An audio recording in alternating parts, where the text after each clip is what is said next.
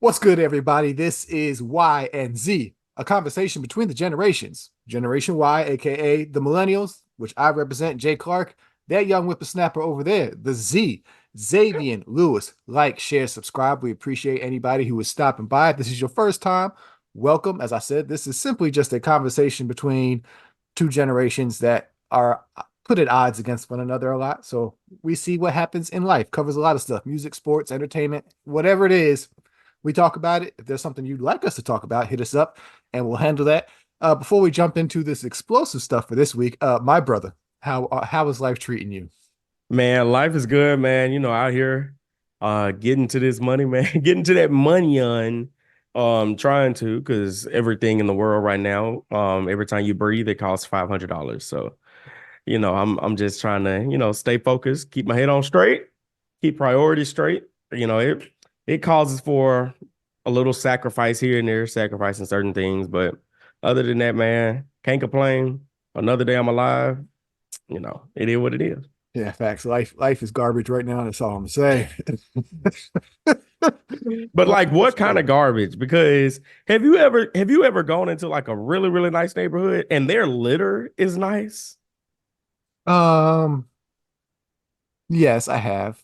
We're not in the nice neighborhood right now. We are in Bruh, it the feels nice like neighborhood. The nice neighborhood is seeing some changes going on. bruh. You see them, they got Erewhon bags all over the place. Like that's nice garbage. I'd like Meanwhile, over nice. here, we got Piggly Wiggly bags. It was nice before, but now it's just gone to another level. But anyways, we're gonna get into Right. that. Maybe this conversation for another time. What we needs to get to right now is Bruh. this Bruh. beat, because we talked about it a little bit in last week's episode with because Kendrick had just dropped Euphoria, and I was not expecting the weekend that followed. What a total of what, five more songs dropped between the two of them. I just want to say Kendrick needs to make more like line dance music because it's a diss, but the way that song just makes you want to get a little groove to it, put a little two step on it. Kendrick, you in your bag. You in your bag. I think that's one of the things some split here Yeah. because, like I said, it's people put timelines on this time. This beef has gone over for about a month now. But like I said, this past weekend was It's the accelerated. climax. It's the climax. It's the climax, and like I said, it was such real time. And I think the beauty of that track, which you're talking about, which is Not Like Us, is the fact that because people were taking shots at Kendrick, talking about, he don't make that club music. He can't make nothing that I bop to and groove to. And so in real time, he then drops this. Bruh. And it's so good. It's so good. And then if you even look and like listen to the flows, he took Drake's flow. He did. He did. That's crazy. That's crazy. But I want to do this right quick. Like, let's just take a second to look at Drake and Kendrick, right? Okay. Man, and we don't even have to go whole careers. We could just do like past 5 years. Mm-hmm. Or let's do past 10. We've seen Drake. Well, no, let's go whole careers because you have to You kind of got go, to I get the whole guess, the picture. whole Yeah. thing. You got to get the whole Got to picture. make the whole thing in there. Like, if you look at how Drake started to where Drake is now and the evolution of Drake's music, Drake has become more mainstream. Everybody knows that. Drake has become more mainstream. He no longer, and I'm not going to say he no longer makes music for the culture. I'm not saying that. But Drake most definitely, his target audience is no longer us.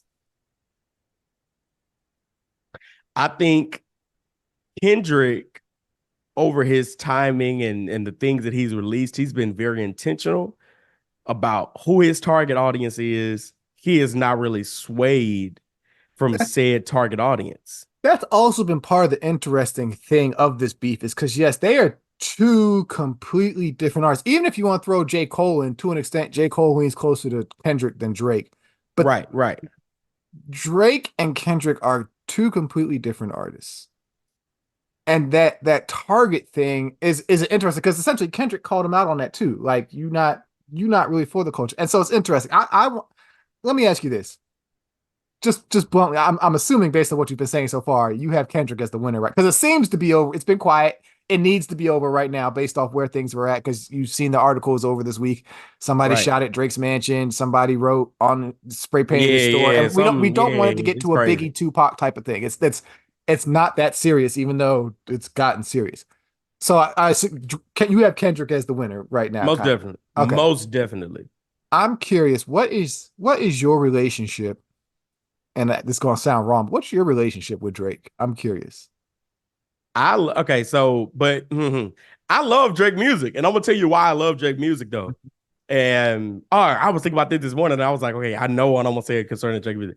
I love Drake's music because to me, the way I grew up, I was around the hood, not really in the hood. So my lifestyle was not really nitty gritty. I could never really get down with that. Okay. And I feel like Drake kind of he gives people a, a maybe like a peek into what, especially like, newer music or whatever, urban music is. I love Drake's music. Like when I say I love Drake music, I love Drake music. And I feel that way because I think it is more mainstream. I think it is more palatable to a lot of people than rather just specifically for a specific type of people. And that's what I really, really love about Drake's music in that aspect. Like, when Drake coming out, you got Drake doing stuff like you would have never thought Drake would have been releasing stuff like One Dance. Like that's a pop song through and through.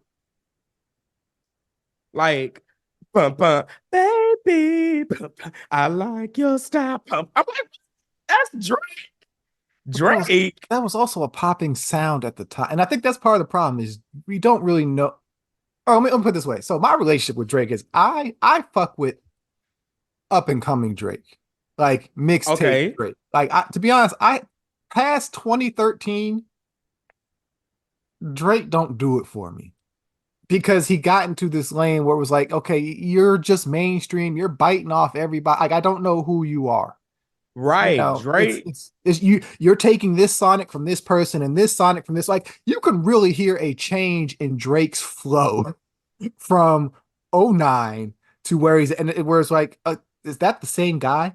And granted, people can have different flows, people can evolve, but I don't think there is a rapper on this earth who, like, if you listen to Snoop now, he still sounds like Snoop in 92 or 93. You listen to 50 Cent now, he still sounds like 50 Cent from back in the day. Granted, voice changes, aging, whatever, all that kind of stuff. But fundamentally, it's like, yep, that's 50. That's 50's pocket, that's Snoop's pocket. Right. Right.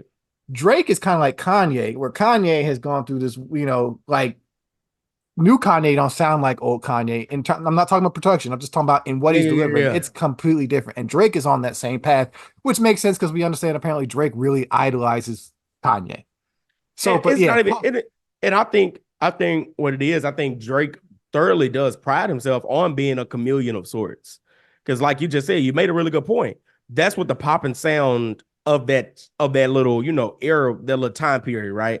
And mhm. then you had him come out with the like stuff like it would what he did with his recent projects. It was adjacent to the sound that people wanted to hear, Yeah, even to the point Drake linking up with Sexy Red. yeah, yeah. He's a chameleon. Yeah, Like Drake is just establishing to himself as a person where he's just kind of like, there is no limit I won't cross to remain relevant. which is part of the problem because that's also part of the problem here is this could be the last real big hip hop beef we see Of course it is. because Who because who, who else is gonna have beef like this? no nobody like this probably will be like the last big hip hop beef we see. And it's crazy that it's between these two because these two have been in the game for over 10 years. Like, think about it right now. It's like, It's like if LeBron and Steph just up and popped up one day and was like, we got beef with one another. no. Here's the perfect example. It's like Biggie and Tupac having, like, because let's put it this way, we're 2024, 94. Okay. Right, right. Let's say this was Biggie and Pac having this beef right now. Biggie and Pac would have been popping since 1979, 1980, 1981. There is a Right. problem that it is Kendrick and Drake regarded as the top MCs of the game right now, and they're 15 years in, which and you can see the differences in the two. Whereas, like you said, Drake has been very mainstream because that's what he's going for. He is changing his sonic sound, who he's got to Yeah. hop on the back of, whatever, to remain at the forefront of the game. And that's sad because, as we've seen, some people coming out and say essentially he's done that by squashing other people. And Most not in the definitely. squash is coming out is that I'm better from you. It's no, I'm taking what you did, and essentially because I'm already an established name, I'm gonna get the It's gonna, praise and I credit. don't like, he's taking things that people are doing that doesn't have a huge base. And he's like, oh, I can just take that. And I already have a huge base and I'm gonna be Yep. super successful off of it. Yep. It's literally killing movements because I think that's part of the problem with y'all's, and I don't even want to say y'all technically now because you're post college, but these late Gen Z and early Gen Alphas who aren't there yet, but they're start, Yeah, yeah, yeah. it's your scene isn't allowing to evolve in the way that other scenes have because people are scared to jump on the new thing, but will love somebody who's already established and has this audience and background bringing a new thing to us because it's the best of both worlds. It's new, but it's also But it's coming from somebody something familiar. comfortable. Right. Right, Which is right, right. really killing the energy and also making it hard for anybody else to break through. Not for real. Like the gatekeepers. Now, people talk about the gatekeepers of before. The present day gatekeepers, they're menaces because they're still hungry. It's not I wouldn't necessarily call it a gatekeeping issue. It's people are scared to take risks. People are scared, and it's a lot of these corporations, these businesses, these labels, Yeah, yeah. they're scared to try the new thing that hasn't already been proven yet. And not even just that, just a new thing on a new person. Right. Right. Like it's nobody wants to take that nobody wants to take that chance if I so yeah, if I can go to something that I'm already familiar with and tweak it just a little bit to make it seem new or present something new. That's what a lot of and that's on in a lot of different aspects unfortunately in this time of the world. Like you're not seeing a lot of new things Nah. coming because it's all about we can't step out because we don't want to take that risk. And so yeah, the problem that this beef was between these two, it's like my God, like it's been 15 years essentially. Like, and I'm all for people having like I'm not hating on people having long careers, longevity, and all that. But yes, it is a problem when 15 years later, or let's not even say 15, because let's say Drake really popped it off in 2013, because that's when he came to Howard Homecoming, killed Yardfest, Yeah, and really yeah. kind of went to a whole nother level. So let's say 10, 11 years. That's a whole decade. That is a problem. It's crazy, bro. It's And literally it's crazy. but outside of that, yeah, Kendrick Berry, like, because what's also Kendrick crazy is demolished Drake. Drake's responses weren't bad. They weren't horrible. They Like weren't. they weren't. They weren't. Family Like Matters it was was a decent. solid fight. It's It just was that Kendrick,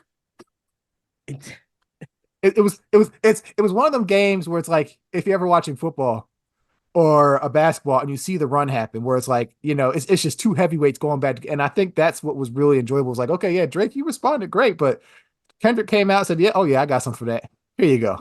And it was just yeah, like yeah.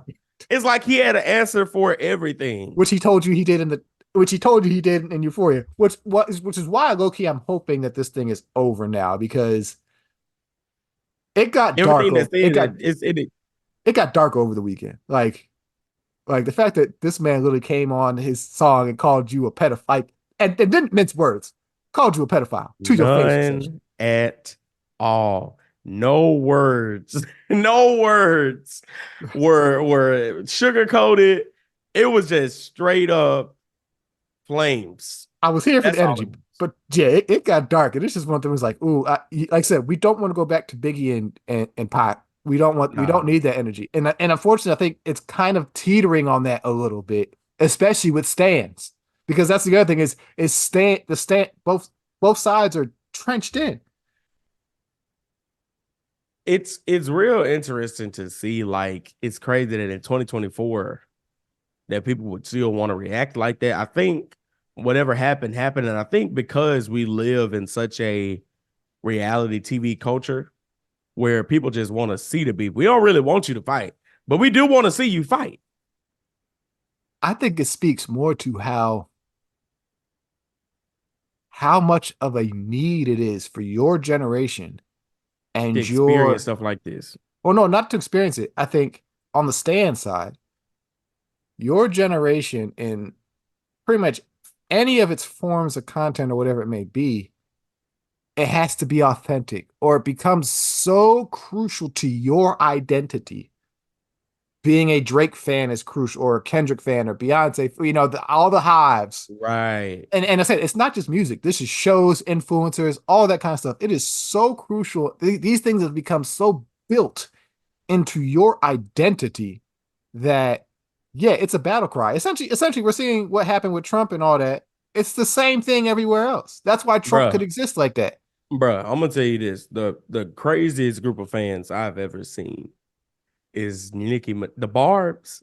They are ruthless, relentless. And that little small sliver of a beef that Meg and Nicki had, Meg had one line on her song in which she called out. She was You talking about somebody that was flaming Drake? Go listen to Meg's song, bro. She was on Drake so bad on that song. It's She the had stands. one little line. What's that? I said it's the stands who are at risk of making this not fun anymore. Right, right. You had one little line that Meg said, but Nicki fans, they was talking about going to Meg to stand your mama grave. And I'm like, what's going on? You going to the woman's mama's grave. Stands, That is stands, stands. like back in the gap, Biggie Tupac beef. Okay, West Coast, East Coast. Okay, that was already a thing going on. But even then, you did not have Biggie and Tupac fans battling it out in the streets. Well, like let's take it to the extent Biggie and Pac both got killed. It wasn't rumored, or you're not hearing that it was a fan. Exactly. It These was are people that were actually close to Biggie close and to them Tupac or in the camp that would have been camps. retaliating. Yeah, you're hearing now that it's fans retaliating, which is wild. Because to one extent, it was taking it back to what we saw over the weekend. Drake started catching shots from everybody because Metro put out that track, and you had randoms making their own verses. Or like I saw somebody do a saxophone solo over that beat, and it was just like, and all the animations, like Drake was catching strays from everybody. You'd never seen that before. Like to the fact that but again, that's even though we enjoyed that, that's also a part of the stan culture. Making everybody feel like they got a voice in the beef. Which is wild. Because everybody feels like they're entitled to their own voice just because you're a fan. Like, don't get me wrong, be a fan, support, do that kind of stuff. Choose your side. Like, we're not telling you not to choose your side. But it's wild. It's literally wild. If this culture existed 20 years ago, it wouldn't be healthy. Because the beef back then was real beef. I mean, 20 years ago was only 2000. Like 30 years ago, back in the 90s. Think about like legit 90s beef. Well, it was messy, but as they say, this is the messy beef. Because like take 50 and Ja Rule. Huge beef in the early 2000s. Beautiful time. Beautiful time. And they were taking shots at one another. Yeah. But it wasn't to the extent of stuff we saw over the weekend. This man, Kendrick, literally started off a song addressing the man's son and said, "I'm sorry that man is your father." Like they got grimy and dirty with it and low. Real fast. Fast. Like that's why that timeline of Friday. And we see why J. Cole had to go on and get up out of there. Bro, the referendum on what that man did. Like, yeah, okay. Because we were all sitting here like, dog, it can't get that bad. It's not going to be that serious. Oh, whoa. We were wrong. We were wrong. We were wrong. Because as I saw someone said, they said Drake went low and then Kendrick took it to hell. Almost definitely. Definitely. Yeah. Most definitely. But, and I still want people to understand this too, though. They both still at the end of the day that made their money. They are steadily making money from it. it's going to be interesting to see what happens, what the referendum is on Drake, because going those forward. weren't some light allegations, and Nah. he tried to squash it. He tried, but he literally said, nah, that ain't me. And it's like, dog, that's especially since these kind of rumors have been floating around for like the last 10 years. Like, Yeah, this ain't nothing. And that's the thing. I think it wasn't necessarily like, "Ooh, I didn't know that about Drake." It was more so like, "Oh, this is us hearing it again. mhm. Is this adding more validity to the rumors?" That's what it really is. These are all things we've heard as rumors, but you just never expected people to, or someone like a Kendrick, like somebody actually up there to actually come in on a song and address it as well. That's where it was just kind of like, oh, you Yeah. went there. Yeah. So it's going to be interesting. Like, hopefully the beef is over now. I I don't want Kendrick to respond. You've won. You buried this man and you had the Yeah. repass, and he tried to come back to life and was like, no, that wasn't enough. Oh yeah, it's over in there. But also at the same time, I'm kind of curious, like, because Kendrick has said he's got more. Part of me We is all kind of know. like, I want to hear what I else he think got. Kendrick is so petty. If he wanted to, he could release a new song every 12 hours. Hey, yeah, we'll see what happens. Because like I said, yeah. Say, oh, be home. Woo, okay, Y and Z, a conversation between the generations. Like, share, subscribe. Thank you for tuning in. This is going to be a music episode this week because Oh, yeah. we also got to talk about your girl SZA, Hey, who I think man. got lost in the beef over the weekend because I think she there was an article came out, was it like Wednesday or Thursday? Like, it was late in the week, but got overshadowed by this. Yeah, I think it was like a Thursday. Yeah, where she complained or she made the statement, I wouldn't be considered R&B if I wasn't black. Sir, I'm curious how you feel about that.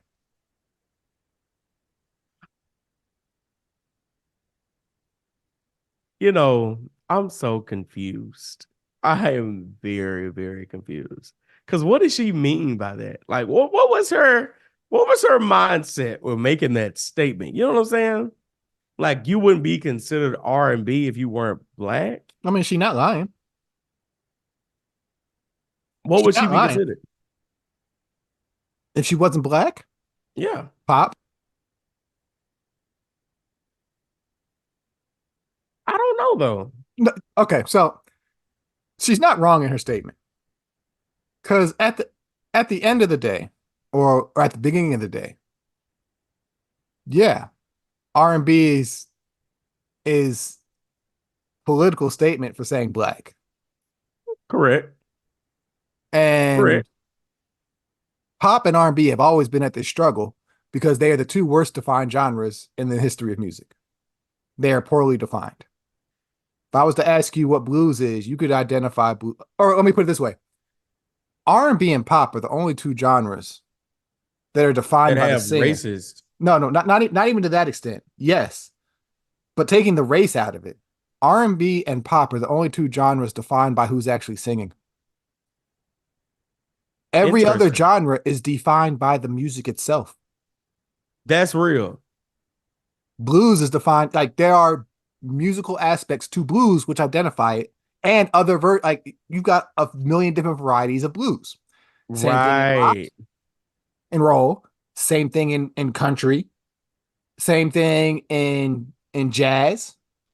Right. Hell, same thing with hip hop Right. and rap. Whereas R&B and pop are literally defined by who's singing. And so this has kind of um been frothing for a while because it's always been a I understand artists not wanting to be put in a box. I get that, especially as bad as a Right. box as R&B. Like, you don't really hear this as much from other genre artists because, oh yeah, there's 50 million different varieties of rock. There's 50 million, like, you got acid rock, punk rock, heavy metal, Right. acoustic, Right. like, Right. and it's across every other genre. We all trying to figure out what's the difference between R&B and soul, or hell, Still to even this neo day. soul. Still to this day. And they trying to bring in this alternative R&B vibe that hasn't really caught on as well because again, it's poorly defined. And even then, alternative R&B has changed so much in the last 10 years. You are so right. I think it's so. I don't know. It's so what R&B started as. It just got. It's almost like it got lost in the sauce. Somewhere it just got lost in the sauce. You can't get lost if you don't know what it is in the first place. That's real though. That's Like, real. and I think that's part of the problem. Back in the day, because this really happened in like the late 50s where, it's like, okay, we got, Right, right, right. because literally, and even then it went up through the 80s. You see early 80s music awards where literally Prince is winning best black single. It's interchangeable. Like R&B, let's get R&B to music to an extent is almost like the word colored or nigger or Negro or whatever. It's just a different way in this realm of saying black. It's a nice way to be like, yep, that's the black music. That's real. That's real. Because like it really came to head in the 90s where what you had come to mainstream was the power ballad, especially Right. when it came to female singers. And I love a good female singer. We love them. We And love them. so you can look at songs done by the likes of Toni Braxton, Mm-hmm. and this part, Whitney Houston, Mariah Carey, Christina Aguilera, Celine Dion, all these power ballad songs, especially because a lot of them are written by the hand of Diane Warren. Mm-hmm. And it's like, okay, is this song pop or R&B? Who's singing it? Because you That's it. take let's take Celine no Christina Aguilera's "I Turn to You." You know that song? Uh-huh. Okay, put Toni Braxton on that. Does that change the genre? And you're 10 not out of changing a 10. damn other thing. 10 out of 10 it does. Take Mariah Carey's "Hero." Put Celine Dion on that. Does that change the genre? You're not changing a damn other thing? Watch this. Watch this. For the most part, I will always love you. Dolly Parton, Whitney Houston. No, hell, have have Christina Aguilera, just because she's at the top of my mind, do Whitney's version of "I Will Always Love You," note for note, beat for beat, melody for melody. Is that an Would not be R&B or considered a pop R&B. song? It's pop. At which point they would consider it a pop song. Right, right. And that's also the struggle we see now in the battle where it'd be like, nah, that's pop Whitney or Mariah's pop. And it's like, well, why? Well, because it went mainstream and all, but that doesn't make it pop necessarily. So yeah, SZA, you're Right, R&B because you're right. black. You are. And unfortunately, it's a reckoning that a lot of people want to have, but I don't know if you're ever going to really be able to have the reckoning because there's no way to undo it Because you can't define it. or even try and structure it going forward because it's so built into the marketing concept because people need to know where things are going or how things are being sold. It just is what it is, unfortunately. Right. I mean, that's been like the age-long thing between Christian music and gospel music. It could be the Well, same song. you can musically, I would say musically, but great comparison. Musically, though, the differences between, let's just call it CCM, or Right, let's call it Southern gospel, because we know that's, and then Black right, gospel. There are musical differences well defined about what makes one and what makes one the other, besides the race. The right, race right. plays in that, but there are musical differences. You're not making no musical differences between R&B and pop. And if they like I said Not anymore. they have been battling for decades. Because hell, you get the question all the time: is Michael R&B or pop? I don't know. Michael is Michael. Michael is R&B. The songs were just really popular. And that's also another problem is if it gets too big, all of a sudden it can't be R&B. It's got to be because pop, R&B especially doesn't go if the mainstream. R&B doesn't go mainstream. Or after you cross this point, you're no longer R&B. Yeah, you're pop. Why? Right, right. Why? I Besides agree. them saying like, and honestly, that's why you have Blue Eyed Soul. You don't have another genre which identifies a segment of singers based on their race, and it happens within the genre. You have R&B, a genre based on race, and a subsect of that genre is literally these are the white people who sing it, Right. and who get the acceptance card into the club and are welcome in this genre. What makes their songs different than any others? It's ridiculous. It's ridiculous.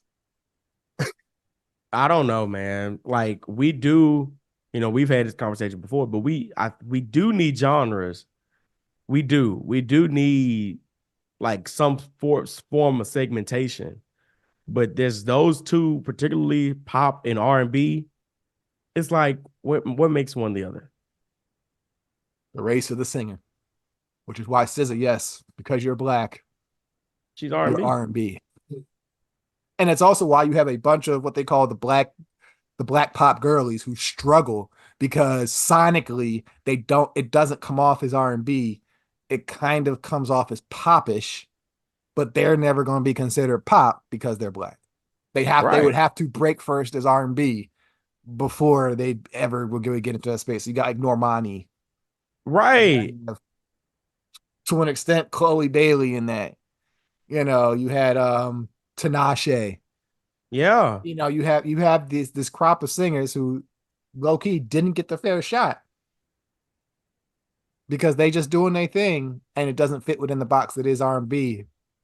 But because of I that, you can't be mean, pop either because you're black. you look at early stuff that Money Long did, right? Hmm. When she was still being Priscilla Renee. Yeah. Look at stuff like that. You got what's her name? Coco Jones, right? This whole section of newer artists that's being defined as R&B when it's like this is still very flirting with pop sonically. Well, and that's also the problem is, especially now in this generation or this era that we're in right now, R&B and itself doesn't have a true identity because there's so Nah, many influences or so many different ways it can go. It's hard. R&B doesn't have it sound like even in like the 90s and stuff in the 2000s is like even though that R&B was different sonically than what came before, right, right. We still knew it was you R&B. still knew it was R&B. It followed similar traditions, progressions, and you could see the connections. Now, which is naturally what's going to happen as things progress. Things are so muddled now that uh um hmm,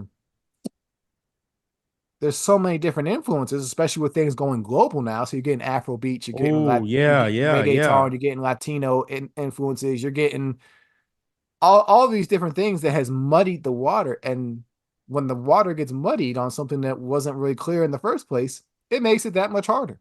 Oh, most definitely. It's a swamp at this point. It is a swamp. That's part of the reason why R&B is dead. Is because it's like, we've gotten to a point where it's hard to be just like because you're black, you're R&B. And the thing is, it's like, you know what R&B reminds me of?